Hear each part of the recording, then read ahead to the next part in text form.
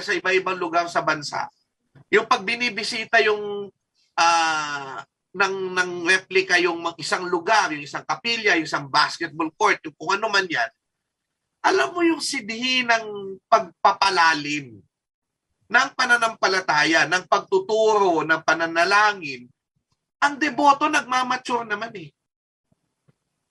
No? So doon sa lahat ng ritual na ginagawa nila, oo, magulo, pero napapalalim pala kasi naiintindihan nila yung ginagawa nila. Na hindi natin naiintindihan kung hindi natin, kasi sabi nga ni Cardinal Tagle, di ba?